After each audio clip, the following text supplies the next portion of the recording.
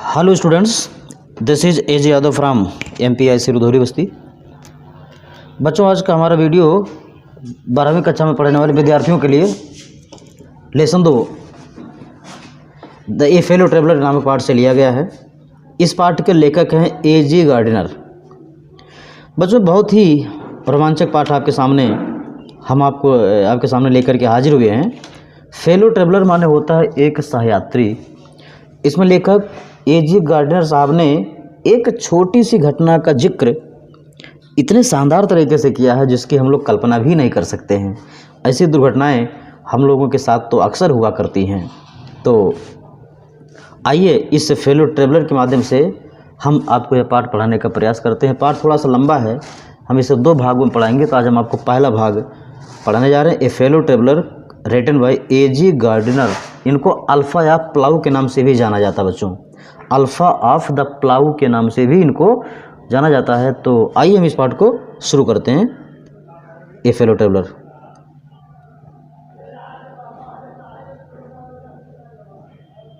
आपका लेसन यहाँ शुरू है।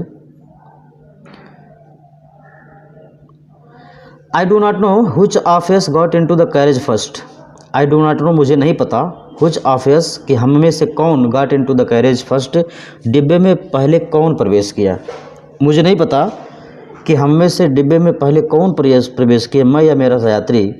एंडेड, वास्तव में I did not know he was in the carriage at all for some time. वास्तव में मुझे कुछ समय तक ये पता ही नहीं था कि वह भी डिब्बे में है। इंडेड मैंने वास्तव में, आई डिड नॉट नो, मुझे नहीं पता चला या मैं नहीं जान पाया, he was in the carriage at all for some time, कि वह भी डिब्बे में बिल्कुल है। कुछ समय तक मुझे पता ही नहीं चला। It was the last train from London to a Midland town. यह लंदन से चलकर मिडलैंड कस्बे को जाने वाली एक अंतिम ट्रेन थी। ये स्टॉपिंग ट्रेन, एक रुक रुक करके चलने वाली train, an infinitely leisurely train, एक अनंत रूप से ढुलमुल ट्रेन। लेजरली ट्रेन का मतलब होता है बहुत सुस्त, बहुत ही आलसी train. One of those trains, ऐसे ट्रेनों में से एक थी है, which give you an understanding of eternity, जो आपको अनंत काल का एहसास, अनंत काल की समझ प्रदान कर दे, ऐसी ट्रेनों में से एक थी। यानी लेखक कहना चाहता है कि जिस ट्रेन से वह यात्रा कर रहा था बहुत ही स्लो ट्रेन, बेहद स्लो ट्रेन थी। इतनी मतलब स्लो ट्रेन थी कि यह बिल्कुल पका दे रही थी, उबाऊ ट्रेन थी यह। इट वॉज टॉलरेबली फुल, यानी यह पूरी तरह से भरी हुई थी। व्हेन इट स्टार्टेड, जब इसने अपनी यात्रा शुरू किया। But as we stopped at the suburban stations, लेकिन जैसे जैसे हम लोग उपनगरीय स्टेशनों पर रुकते गए, the travellers alighted in ones and twos, तो यात्री एक एक करके या 2-2 करके उतरते गए। एंड बाय द टाइम, और उस समय तक, we had left the outer ring of London behind, हम लंदन के बाहरी सीमा को पीछे छोड़ते इसके पहले, आई वाज अलोन, मैं अकेला हो गया। और rather I thought I was alone, यह अपेक्षाकृत मैंने सोच लिया कि मैं अकेला था। यानी पहले पैसेज में आपने देखा लेखक अपनी यात्रा के बारे में बता रहे हैं कि he was travelling from London to a Midland town. He was travelling by train, यानी वह ट्रेन से यात्रा कर रहे थे और यह ट्रेन पूरी तरह से भरी हुई थी। तो लंदन से चलकर मिडलैंड कस्बे को जाने वाली यह अंतिम ट्रेन थी। अब लेखक को यह नहीं पता था कि इस ट्रेन के डिब्बे में वह पहले प्रवेश किए थे या उनका सहयात्री। यही इस पाठ का क्लाइमैक्स है बच्चों। आपको कुछ देर बाद पता चलेगा कि आखिर उनका सहयात्री था कौन, कि उनको पता नहीं चला कि डिब्बे में वह पहले घुसा या पहले ये घुसे। तो आइए देखें, आगे बढ़ते हैं अगले पैराग्राफ में। There is a pleasant sense of freedom about being alone in a carriage. There is a pleasant sense of freedom, आज़ादी की एक सुखद भावना होती है। ये अबाउट बीइंग अलोन, अकेले होने पर, इन ए कैरेज, एक डिब्बे में, दैट इज जॉस्टलिंग नॉइजली, जो झटका देते हुए, शोर करते हुए चल रही है, थ्रू द नाइट, रात में। यानी लेखक कहना चाहते हैं कि एक ऐसे ट्रेन के डिब्बे में अकेले होने पर आज़ादी की सुखद भावना होती है जो रात में झटका देते हुए, शोर करते हुए चल रही हो। It is liberty and unrestrained in a very agreeable form. यहाँ पर आपके पास आज़ादी और स्वतंत्रता की भावना होती है बहुत काफ़ी हद तक, यानी आपको एक काफ़ी उचित सीमा तक आज़ादी और स्वतंत्रता की भावना होती है। You can do anything you like, यानी यू कैन डू आप कर सकते हैं, एनीथिंग कोई भी चीज़, यू लाइक जिसे आप चाहते हैं। You can talk to yourself, आप अपने आप से बातें कर सकते हैं। As loud as you please, इतना तेज बातें कर सकते हैं जितना आप चाहें। And no one will hear you, और कोई आपको सुनेगा नहीं।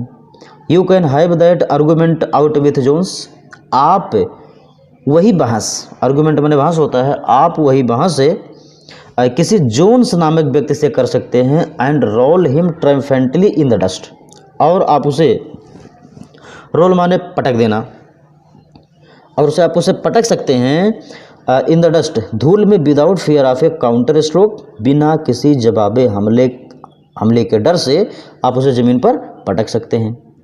You can stand on your head, आप अपने सिर के बल खड़े हो सकते हैं। And no one will see you, और कोई भी आपको देखेगा नहीं। यू कैन सिंग, आप गा सकते हैं। और डांस, या नाच सकते हैं। ए टू स्टेप, एक दो कदम आप नाच सकते हैं। और प्रैक्टिस से गोल्फ स्ट्रोक, या गोल्फ खेलने का अभ्यास कर सकते हैं। और play marbles on the floor, या फर्श पर कंचे खेल सकते हैं। विदाउट लेट और हिंड्रेंस, बिना किसी अनुमति के और बिना किसी बाधा के आप कंचे खेल सकते हैं। You can open the window, आप खिड़की को खोल सकते हैं। आर शट इट, या इसे बंद कर सकते हैं। विदाउट प्रोवोकिंग ए प्रोटेस्ट, यानी आप खिड़की को खोल सकते हैं या बंद कर सकते हैं बिना किसी विरोध के। You can open both Windows, आप दोनों खिड़कियों को खोल सकते हैं। आर शट बोथ, या दोनों को बंद कर सकते हैं। Indeed you can go on opening them and shutting them, वास्तव में आप उन्हें खोलते रह सकते हैं, बंद करते रह सकते हैं, लगातार खोल बंद कर सकते हैं। As a sort of festival of freedom, आज़ादी के त्यौहार के रूप में, यानी जैसे आज़ादी का त्यौहार मनाया जाता है, वैसे ही आज़ादी का त्यौहार मनाते हुए आप उन्हें लगातार खोल सकते हैं, लगातार बंद कर सकते हैं। You can have any corner you choose, आप कोई भी कोना चुन सकते हैं और उस पर आप बैठ सकते हैं। And try all of them in turn, और बारी बारी से सभी को आजमा सकते हैं। You can lie at full length, आप पूरी लंबाई में लेट सकते हैं। ऑन द कुशन, सीट पर, कुशन माने यहाँ गद्दा लिखवाया गया होगा, गद्देदार सीट, आप गद्देदार सीट पर पूरी लंबाई में लेट सकते हैं। And enjoy the luxury of breaking the regulations and possibly the heart of Dora, और आप नियमों को तोड़ने का आनंद ले सकते हैं।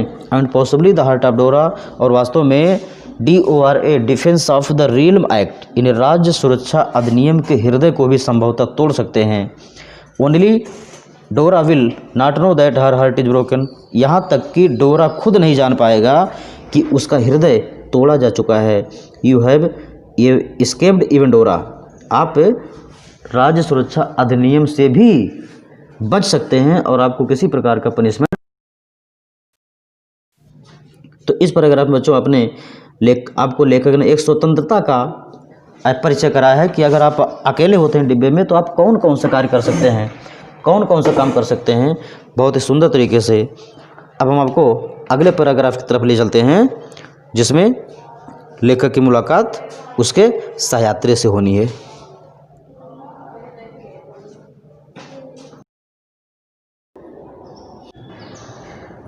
हाँ तो बच्चों आपका अगला पैराग्राफ यहाँ से शुरू है। On this night I did not do any of these things, इस रात मैंने इन चीज़ों में से कुछ भी नहीं किया। ऊपर जितने भी काम बताए गए उसमें से लेखक ने कुछ भी नहीं किया।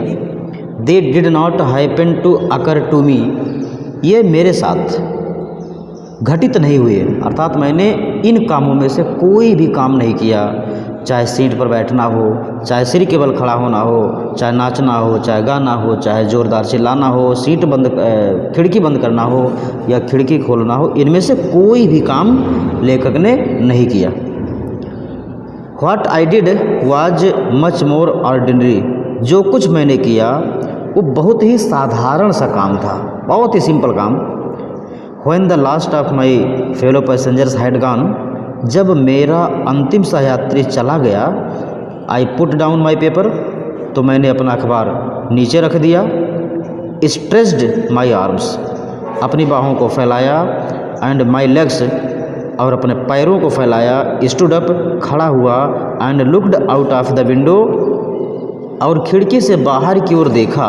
ऑन द काम समर नाइट, उस शीतल ग्रीष्म ऋतु की रात में। Through which I was journeying, जिसमें मैं यात्रा कर रहा था। Noting the pile reminiscence of day, दिन के पीले संस्मरण को देखते हुए, जानते हुए। That still lingered in the northern sky, जो अभी भी उत्तरी आकाश में पड़ा हुआ था, रुका हुआ था। ऐसे पीलिमा को देखते हुए मैं यात्रा कर रहा था। क्रॉस्ड द कैरेज, मैंने डिब्बे को पार किया। And looked out of the other window, और तब मैंने दूसरी खिड़की से बाहर की ओर देखा। लिट ए सिगरेट, एक सिगरेट मैंने जलाया। सैट डाउन, बैठ गया। And began to read again, और पुनः पढ़ना शुरू कर दिया। इट वॉज देन, तभी यह ऐसा अवसर था। That I became aware of my fellow traveller, कि मुझे अपने सहयात्री के बारे में जानकारी हुई। यानी यह ऐसा पहला मौका था जब लेखक को अपने सहयात्री के बारे में जानकारी हुई। ही केम, वह आया। And sat on my nose, और मेरी नाक पर बैठ गया। अब कैसा सहयात्री था? भाई सहयात्री था तो उसको सीट पर बैठना चाहिए, लेकिन वह सहयात्री बड़ा विचित्र था। वह आया और लेखक कह रहा मेरी नाक पर बैठ गया। He was one of those wingy nippy intrepid insects, वह उन पंखदार, धारदार और साहसी कीड़ों में से एक था। दैट मैंने जिसे विकाल हम कहते हैं, वेगली मैंने अस्पष्ट रूप से मॉस्किटो मतलब मच्छर, यानी वह उन साहसी, पंखदार, धारदार कीड़ों में से एक था जिसको हम लोग अस्पष्ट रूप से मच्छर कहते हैं। I flicked him off my nose, मैंने उसे अपनी नाक पर से भगाया। And he made a tour of the compartment, और उसने डिब्बे की एक यात्रा किया। इन्वेस्टिगेटेड इट्स 3 डायमेंशन, इसके तीनों विमाओं का निरीक्षण किया। इन्वेस्टिगेट माने निरीक्षण करना, डायमेंशन माने होता है विमा, लंबाई, चौड़ाई, ऊंचाई। डिब्बे के तीनों विमाओं का उसने निरीक्षण किया। विजिटेड ईच विंडो, प्रत्येक खिड़की पर गया। Fluted round the light, bulb के चारों ओर फड़फड़ाया। डिसाइडेड दैट, और तय किया कि there was nothing so interesting as that large animal in the corner, और यह तय किया कि कोने में बैठे हुए भारी भरकम जानवर से ज़्यादा रुचिकर कुछ भी नहीं है। केम, वह आया। And had a look at my neck, और मेरी गर्दन पर एक नज़र डाला, अर्थात मेरी गर्दन पर बैठ गया। तो बच्चों आपको इस पैराग्राफ में जानकारी मिल रही है कि लेखक को अपने सहयात्री यानी मच्छर के बारे में पहली बार जानकारी कब हुई? तो पहली बार जानकारी उससे तब हुई थी जब लेखक के डिब्बे के सारे यात्री बाहर निकल गए थे और लेखक अकेले था। उसी समय उसका सहयात्री आया और उसकी नाक पर बैठ गया। पहला ऐसा अवसर था जब लेखक को अपने सहयात्री के बारे में जानकारी हुई। उसका सहयात्री कोई और नहीं था बल्कि एक मच्छर था।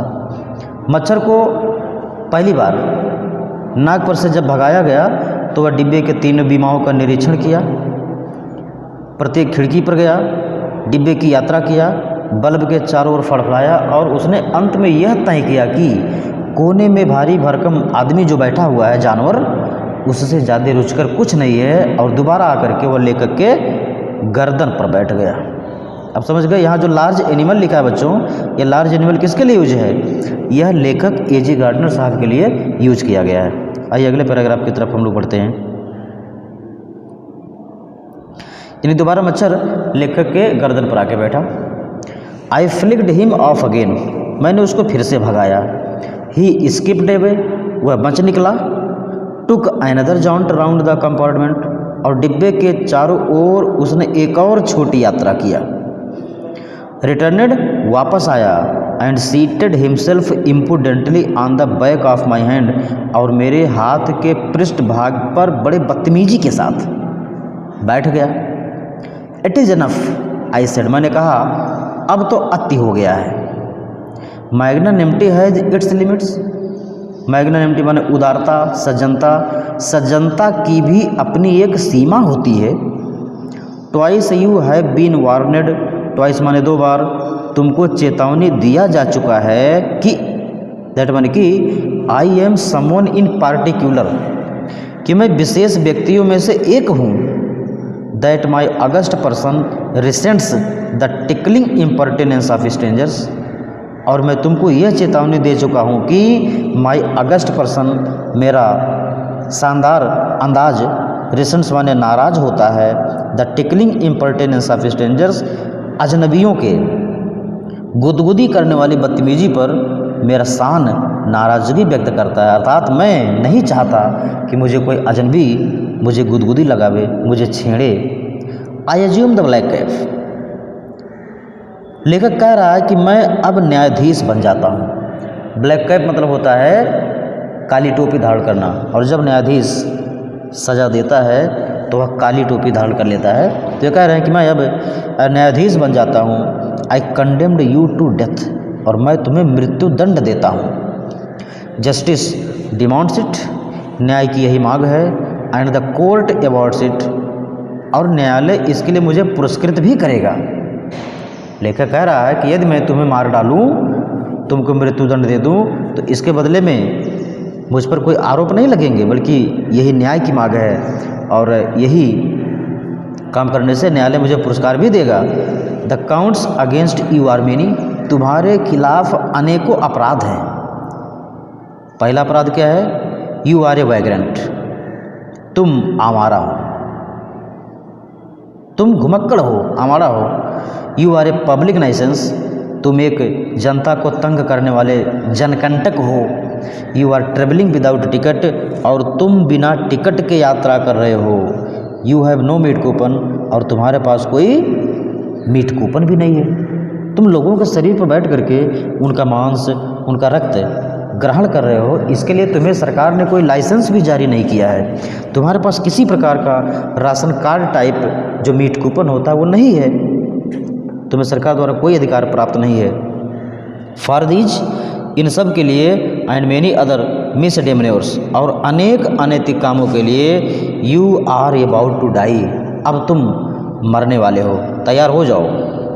आई struck a swift lethal blow with my right hand, मैंने अपने दाहिने हाथ से एक तेज और घातक प्रहार किया। He dodged the attack with an insolent ease, dodge माने बच निकलना, अटैक माने आक्रमण, वह आक्रमण से बच निकला। विथ एन इंसोलेंट ईज, इतने अपमानजनक और आसानी तरीके से बच निकला। दैट ह्यूमिलिएटेड मी, कि मैं लज्जित हो गया। मच्छर को इतने ज़ोर से मारा गया, लेकिन वो इतने आसानी से लेखक को चिढ़ाते हुए बच निकला कि लेखक लज्जित हो गया। माई पर्सनल वैनिटी वॉज एराउज्ड, मेरा व्यक्तिगत गर्व, वैनिटी माने गर्व आसान, मेरा व्यक्तिगत गर्व जाग गया। I lunged at him with my hand, मैं उसको खदेड़ा, लंग माने पीछा करना होता है या खदेड़ना, मैं उसको खदेड़ा यानी उसका पीछा किया। विथ माई हैंड, अपने हाथ से। विथ माई पेपर, और उस अपने हाथ में पेपर लेकर के, अखबार लेकर के मैंने उसको खदेड़ा। आई जंपेड ऑन द सीट, मैं सीट पर कूद गया। And pursued him round the lamp, और उसको बल्ब के चारों ओर उसका पीछा किया। आई अडॉप्टेड टैक्टिसेस ऑफ फ्लाइन कनिंग, मैंने बिल्ली के जैसी चालाकी अपनाया। जैसे बिल्ली किसी चूहे को पकड़ने के लिए जो चालाकी अपनाती है, छुप करके बैठी रहती है, और जैसे ही चूहा बाहर आता है वह उस पर हमला बोल देती है, उसी प्रकार मैंने बिल्ली के जैसी चतुराई अपनाया। वेटिंग, इंतज़ार करते हुए, टिल ही हैड एलाइटेड, जब तक कि वह नीचे नहीं उतर गया। अप्रोचिंग विथ ए हरिबुल स्टिलनेस, और उसकी तरफ आगे बढ़ते हुए भयानक शांति के साथ। Striking with a sudden and terrible swiftness, और उस पर एक त्वरित या तेज और भयानक प्रहार करने के लिए मैं उसकी तरफ आगे बढ़ने की प्रतीक्षा किया। बच्चों, इस पैराग्राफ में आपने देखा लेखक की मुलाकात मच्छर से हुई, और मच्छर ने उसको किस प्रकार तंग किया, और उसको किस प्रकार की सज़ा लेखक ने दिया। आइए अगले पैराग्राफ में। It was all in when, सब कुछ व्यर्थ हो गया, मेरा सारा मेहनत, सारा परिश्रम बेकार हो गया। ही प्लेड विथ मी, वह मेरे साथ खेला, ओपनली, खुले रूप से, एंड ऑस्टेंटसली, और दिखावे के साथ, like a skilful matador finishing round an infuriated bull, जैसे कोई कुशल योद्धा, स्किलफुल मैटाडोर मतलब कुशल योद्धा जो सांड से लड़ता है, एक कुशल योद्धा की तरह वह एक क्रोधित बैल की तरफ चारों ओर कलाबाजी दिखाते हुए मुझसे खेल रहा था। फिर से लेखक की सारी मेहनत बेकार हो गई और उसने ये देखा कि मच्छर उसके साथ ऐसे खेल रहा था जैसे कोई सफल योद्धा, कोई कुशल योद्धा किसी क्रोधित बैल के चारों ओर कलाबाजी दिखा रहा हो। इट वॉज ऑब्वियस दैट, यह स्पष्ट था कि ही वॉज इंजॉइंग हिमसेल्फ, कि वह स्वयं को आनंदित कर रहा था। That it was for this, और यह भी स्पष्ट था कि इसके लिए he had disturbed my repose, उसने मेरे शांति में दखल दिया था। लेखक ने सोचना शुरू कर दिया कि मच्छर अपने आप को इंजॉय कर रहा था और इस इंजॉय को पाने के लिए वह मेरे शांति में दखल दे रहा था। He wanted a little sport, वह एक खेल चाहता था, छोटा सा खेल चाहता था। एंड व्हाट स्पोर्ट, और कैसा खेल? Like being chased by this huge lumbering windmill of a creature, इस प्रकार के भारी भरकम पवन चक्की के समान प्राणी के द्वारा खदेड़े जाने का खेल वो खेलना चाहता था। हु टेस्टेड सो गुड, जो इतना जायकेदार प्रतीत हो रहा था। And seemed so helpless and so stupid, और इतना मूर्ख और इतना असहाय प्रतीत हो रहा था, ऐसे भारी भरकम पवन चक्की के समान आदमी के द्वारा वह खदेड़े जाने का खेल खेलना चाहता था। फिर से देखें लेखक क्या सोच रहा है। लेखक क्या सोच रहा है कि मच्छर एक प्रकार का खेल खेलना चाहता था। कैसा खेल? कि यह भारी भरकम आदमी जो पवन चक्की के समान है वो मुझे खदेड़े और मैं भागूं, और इस समय यह असहाय भी है और मूर्ख भी है। I began to enter into the spirit of the fellow, मैं उस साथी की आत्मा में प्रवेश करना शुरू कर दिया। अर्थात लेखक कह रहा, मैं मच्छर की भावना को समझना शुरू कर दिया। He was no longer a mere insect, वह एकमात्र कीड़ा नहीं था।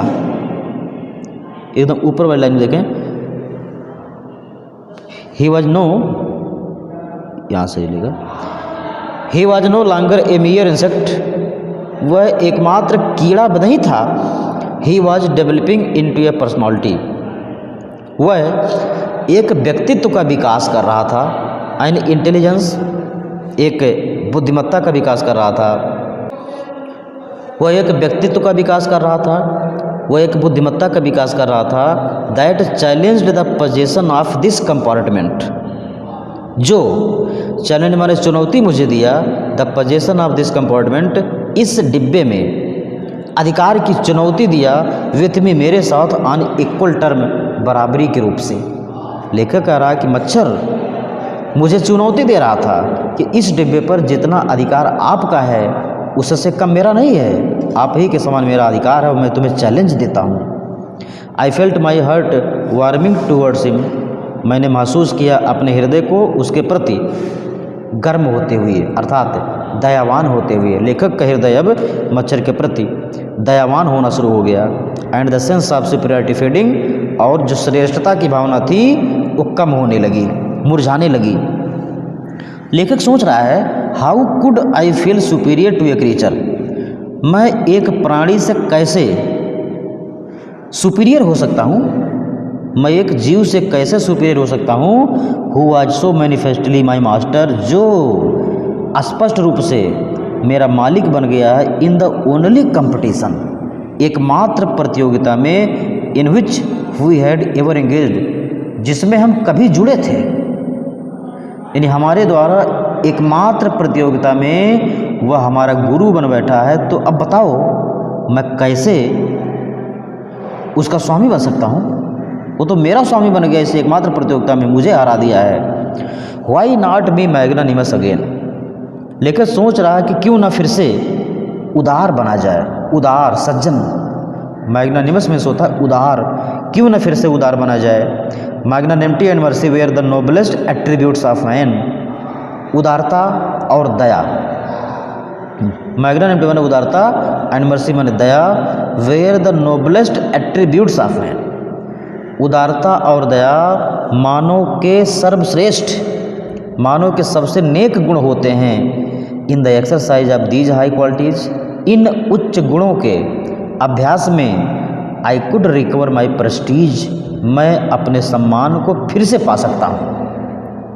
फिर से देखें, लेखक कह रहे हैं कि अगर मैं इन गुणों का अभ्यास कर लूँ, इस मर्सी और मैग्नानिमिटी का, तो इस गुणों को अपना करके मैं अपना सम्मान फिर से प्राप्त कर सकता हूँ, अपनी इज्जत फिर से हासिल कर सकता हूँ। एट प्रेजेंट, वर्तमान समय में आई वॉज रेडिक्यूलस फिगर, वर्तमान समय में मैं एक क्रोधित व्यक्ति था। A thing for laughter and reason, हंसी और उपहास का एक पात्र बन गया था, एक वस्तु बन गया था। बाई बीइंग मर्सीफुल, दयावान होकर के, I could reassert the moral dignity of man, दयावान होकर के मैं मानव के नैतिक गर्व को फिर से प्राप्त कर सकता हूँ। And go back to my corner with honour, और अपने सीट पर, अपने कोने में सम्मान के साथ जा सकता हूँ। यानी लेखक सोच रहा है कि यदि मैं दयावान बन जाता हूँ तो मेरी जो इज्जत यहाँ गई है, ख़त्म हुई है, बर्बाद हुई है, मैं उस खोए हुए सम्मान को फिर से पा सकता हूँ और अपने सीट पर जा कर के बड़े आराम से बैठ सकता हूँ। I withdraw the sentence of death, मैंने मृत्युदंड वापस ले लिया। I said returning to my seat, अपने सीट पर वापस आते हुए मैंने उससे कहा, I can not kill you, मैं तुम्हें मार तो नहीं सकता, but I can reprieve you, लेकिन मैं तुम्हें क्षमा कर सकता हूँ, अर्थात मैं तुम्हें क्षमा कर देता हूँ, तुम चाहे जो करो, अब तुम्हें किसी प्रकार का मृत्युदंड नहीं दिया जाएगा और तुम्हारा मृत्युदंड अब कैंसिल हो गया है, मुझे तुम्हें मारने की इच्छा नहीं रह गई है। आइए अगले पैराग्राफ में देखते हैं। आई टुक अप माई पेपर, मैंने अपना अखबार उठाया। लेखक जब थक हार गया, लेखक को मारने का भी इरादा छोड़ दिया, तो वह अपनी सीट पर आकर के बैठ गया और कह रहा कि आई टुक अप माई पेपर, मैंने अपना अखबार उठाया। एंड ही केम, और वह फिर आया। एंड सैट ऑन इट, और इसी पर बैठ गया। ध्यान दीजिए बच्चों, लेखक पहली बार जब मच्छर को भगाया था तो वह उसके नाक पर बैठा था, यानी पहली बार मच्छर लेखक की नाक पर बैठा, दोबारा वह मच्छर लेखक के गर्दन पर बैठा, और तीसरी बार वह मच्छर बदतमीजी के साथ लेखक के हाथ के पृष्ठभाग पर बैठ गया था। अब चौथी बार जब उसका मृत्युदंड कैंसिल हो चुका है तो फिर आकर के वह लेखक के अखबार पर बैठा। Full is fellow I said, तो लेखक कह रहा है कि मैंने कहा, मूर्ख प्राणी, मूर्ख साथी, मूर्ख मित्र, you have delivered yourself into my hands, deliver माने दे देना, माई हैंड्स माने मेरे हाथ, तुमने स्वयं को मेरे हाथों में दे दिया है, तुमने स्वयं को मेरे हाथों में सौंप दिया है। I have but to give this respectable weekly organ of opinion a smack on the both the covers, मुझे I have but to give, मुझे बस देना है, this respectable weekly organ of opinion, इस साप्ताहिक पत्रिका के तत्वों को, ये smack on the both covers, इसके दोनों कवरों को एक थप्पड़ देना है। मुझे इस साप्ताहिक पत्रिका के तत्वों को या इस साप्ताहिक पत्रिका के अंगों के दोनों कब्रों को एक थप्पड़ देना है। And you are a corpse, और तुम एक मुर्दा बन जाओगे। कार्प्स माने डेड बॉडी, तुम मर जाओगे, तुम चटनी बन जाओगे, तुम मुर्दा बन जाओगे। Neatly sandwiched between the article, और तुम पिस जाओगे, किसके बीच, तुम साफ साफ पिस जाओगे। Between the article on peace trap नामक लेख and another the modesty of mister Hughes, और दूसरा लेख है the modesty of mister Hughes नामक लेखों के बीच तुम पिस कर चटनी हो जाओगे। आपको जानकारी के लिए बता दें, लेखक जिस पत्रिका को पढ़ रहा था और जिस पन्ने को खोला था उसके एक तरफ पीस ट्रैप नाम का एक लेख लिखा हुआ था और उसके जो दूसरे तरफ एक पन्ना था, उस पन्ने पर लेख था द मॉडेस्टी ऑफ मिस्टर ह्यूजेज। लेखक कह रहा कि अगर इन्हीं दोनों पृष्ठों को मैं सटा दूं, इसको झटका के साथ मैं थप्पड़ मार दूं, तो तुम पूरी तरह से इसी दोनों पन्नों के बीच पिसकर चटनी हो जाओगे। But I shall not do it, लेकिन मैं ऐसा नहीं करूँगा। आई हैव रिप्राइव्ड यू, मैंने तुम्हें क्षमा कर दिया है। And I will satisfy you, और मैं तुमको संतुष्ट करूँगा।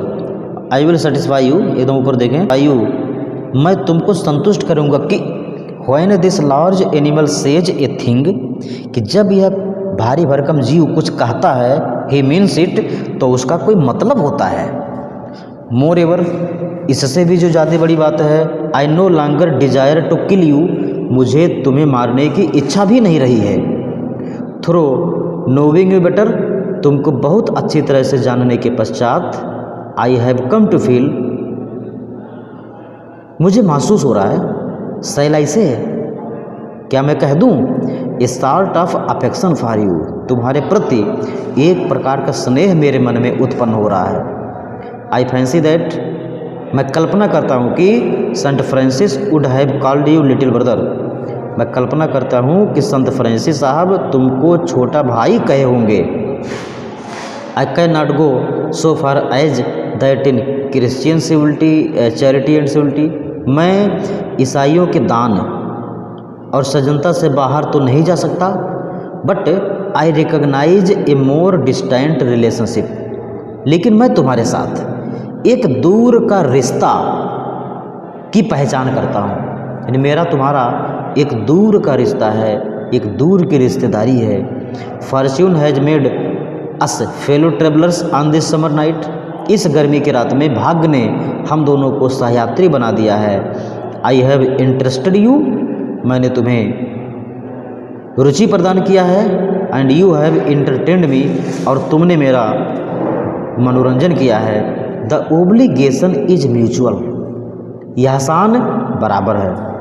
And it is founded on the fundamental fact, और यह इस मौलिक बात पर आधारित है कि वी आर फेलो मॉर्टल्स, कि हम दोनों मरणशील व्यक्ति हैं।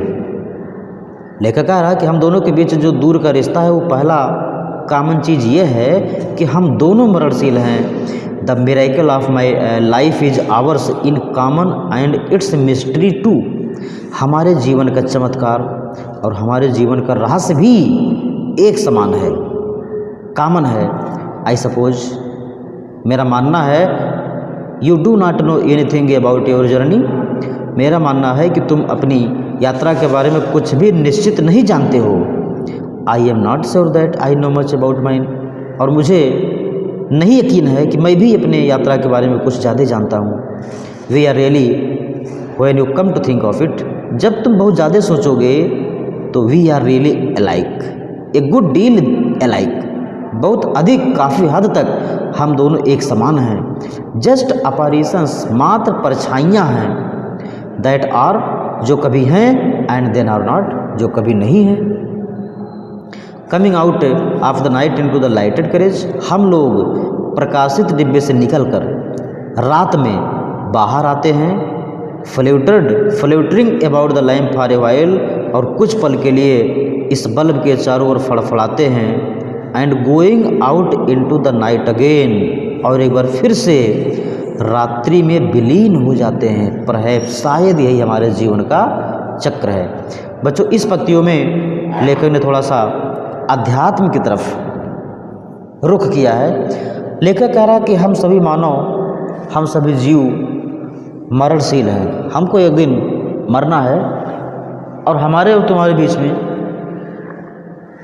जो रिश्ता है वो यही है कि हम दोनों मरणशील हैं। हमारे जीवन का चमत्कार, हमारे जीवन का रहस्य दोनों समान है। हम लोग मात्र परछाई की तरह, जो कभी होता है और कभी नहीं होता है। हम लोग प्रकाशित डिब्बे में आते हैं रात्रि से निकलकर, यहाँ कुछ देर बल्ब के चारों ओर फड़फड़ाते हैं और अंत में उसी रात्रि में विलीन हो जाते हैं। शायद हमारे जीवन का यही कुछ चक्र है। आइए अंतिम पैराग्राफ की ओर बढ़ते हैं बच्चों। Going on tonight sir, इतना सब कुछ चल ही रहा था कि लगता है लेखक अपने गंतव्य स्थान पर पहुंच गया। एक आवाज़ आई, going on tonight sir, श्रीमान जी क्या आज की रात भी आपको यात्रा करनी है? Said a voice at the window, एक आवाज़ खिड़की पर से आई। It was a friendly porter, यह एक मित्रवत कुली था। गिविंग मी ए हिंट, जो मुझे संकेत दे रहा था कि दिस वॉज माई स्टेशन, कि यही मेरा स्टेशन है। यानी लेखक अपने मंजिल तक पहुंच चुका है और इस पूरे घटनाक्रम में उसे याद ही नहीं रहा कि मैं अपने स्टेशन पर आ गया हूँ। तो एक मित्रवत कुली उसको जगा करके कहा, श्रीमान जी क्या आज की रात भी आप यात्रा करेंगे? आई थैंकड हिम, मैंने उसे धन्यवाद दिया। एंड सेड, और कहा, I must have been dodging, कि मैं थोड़ा सा ऊँघ रहा था, थोड़ा सा नींद मुझे लग गई थी।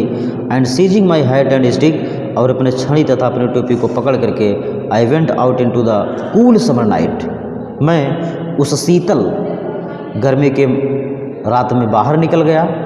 As I closed the door of the compartment, और जब मैंने डिब्बे का दरवाज़ा बंद कर दिया, ऐसा तो मैंने देखा my fellow traveller fluttering round the lamp, तो मैंने देखा अपने सहयात्री को बल्ब के चारों ओर। इन्हें लगता है कि अभी मच्छर को और कहीं जाना था। तो बच्चों ये शानदार पाठ का अध्ययन आपने कर लिया, फेलो ट्रेवलर, जो बेहद अच्छा पाठ था। इसमें लेखक ने मच्छर के साथ अपना मुठभेड़ दिखाया कि किस प्रकार उसका मच्छर के साथ मुठभेड़ हुआ, किस प्रकार दोनों के बीच पहले दुश्मनी स्थापित हुई और बाद में दोनों दोस्त बन गए और लेखक ने मच्छर को मारने का इरादा बदल दिया। तो हमें पूरी उम्मीद है बच्चों कि आप लोग इस पाठ को बहुत बढ़िया से पढ़े होंगे, बहुत बढ़िया से समझे होंगे। अगले वीडियो में हम आपके सामने इस पाठ का कुछ एक्सप्लेनेशन और शार्ट क्वेश्चन लेकर के हाजिर होंगे। तब तक आप स्वस्थ रहें, मस्त रहें, मीनिंग को याद करके इस पाठ को समझने का प्रयास करते रहें और हमारा आशीर्वाद आपके साथ है। धन्यवाद।